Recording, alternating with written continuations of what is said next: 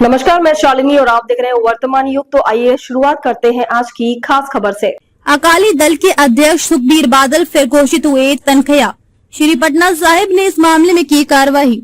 शिरोमणि अकाली दल के अध्यक्ष सुखबीर सिंह बादल एक बार फिर विवादों में घिर गए हैं।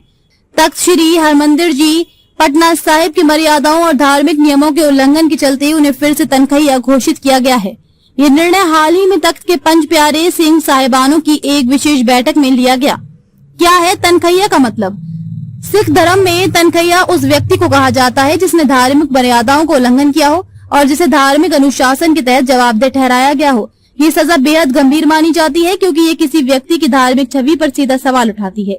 फैसला कैसे लिया गया? ये निर्णय तब लिया गया जब तख्त श्री हरमंदिर जी पटना साहिब के पंच प्यारे सिंह साहिबानों की एक विशेष बैठक बुलाई गई। इस बैठक में सुखबीर बादल को तख्त की मर्यादाओं को उल्लंघन करने और प्रबंधक कमेटी के अधिकार क्षेत्रों में हस्तक्षेप करने का दोषी पाया गया।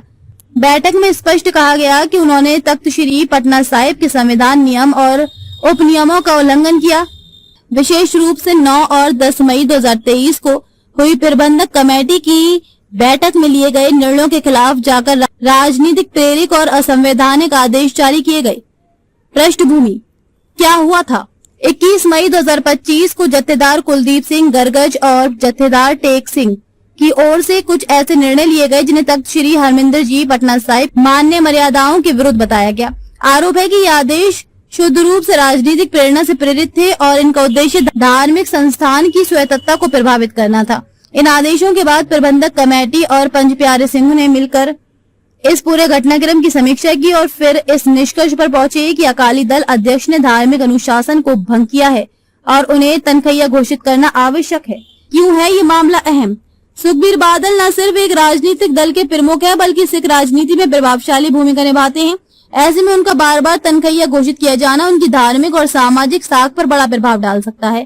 पहले भी ऐसे मामले सामने आ चुके हैं जब धार्मिक संस्थाओं ने राजनीतिक हस्तक्षेप को सख्ती से खारिज किया है। यह घटना एक बार फिर ये दिखाती है कि धार्मिक मर्यादाओं की रक्षा के लिए संस्थाएं पूरी तरह सजग हैं और किसी भी राजनीतिक दबाव को स्वीकार करने को तैयार नहीं। प्रतिक्रिया क्या रही?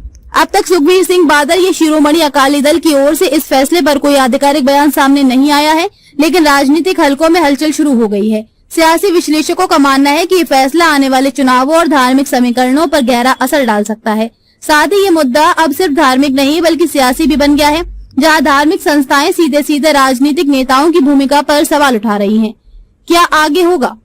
अब नजर इस बात पर टिकी है, क्या सुखबीर बादल तख्त द्वारा दी गई सजा को स्वीकार करेंगे या इसके खिलाफ कोई दलील रखेंगे? धार्मिक परंपरा के अनुसार तनख्वाह घोषित व्यक्ति को माफी के लिए तख्त के सामने हाजिर होकर अपनी भूल स्वीकार करनी होती है। उसके बाद भी उसे क्षमा मिल सकती है। अगर सुखबीर बादल ऐसा नहीं करते तो ये मामला और लंबा खिंच सकता है और उनके राजनीतिक करियर पर भी सवाल उठ सकते हैं। खबरों में अब तक के लिए बस इतना ही। फिर होगी आपसे मुलाकात, तब तक के लिए नमस्कार और देखते रहिए वर्तमान युग।